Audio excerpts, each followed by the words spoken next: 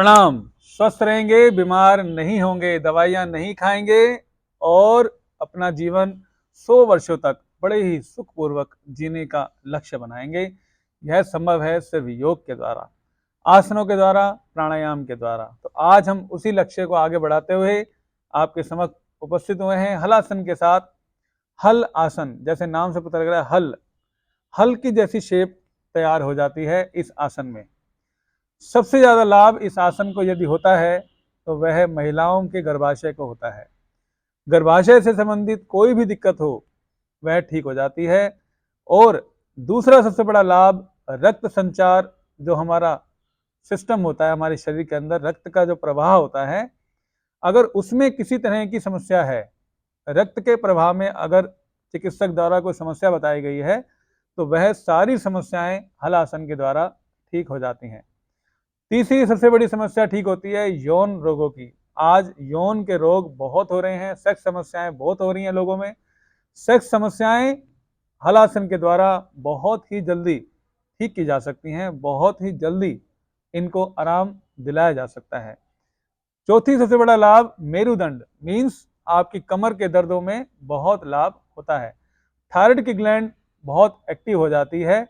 और ग्रीवा मीन्स गर्दन के रोगों में भी इसमें बहुत लाभ होता है।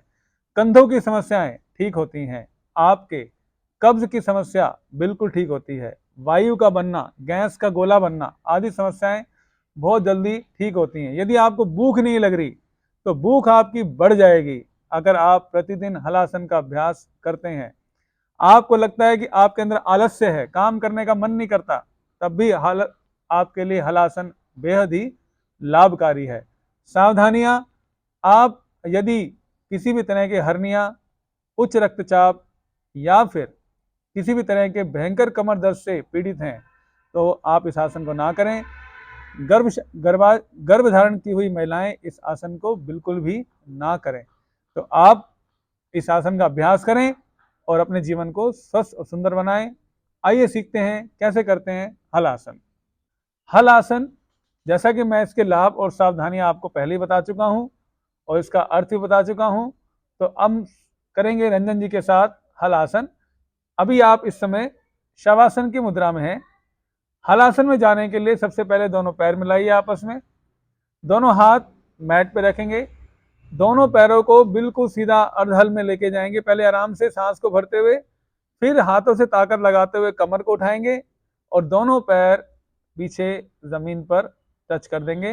देखिए जैसे यहाँ पर किया हुआ है, दोनों हथेलियां मैट पे पूरी तरह चिपकी होनी चाहिए, घुटने बिल्कुल सीधे होने चाहिए और आपका ध्यान आपके स्टमक पर होना चाहिए और लाभों पर होना चाहिए जो मैंने आपको अभी बताए।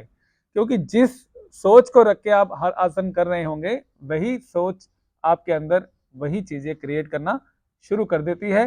तो आपने इसको 1 मिनट तक होल्ड करके रखना है। अब धीरे धीरे से वापस आएंगे। वापस कैसे आएंगे? धीरे धीरे कमर को मैट पे लगाइए, आराम आराम से आएंगे और धीरे धीरे अर्धल में 1 सेकंड के लिए रुकते हुए फिर धीरे धीरे अपने दोनों पैर जमीन पर रख देंगे। शव आसन, ये हुआ हमारा हल आसन का अभ्यास पूर्ण।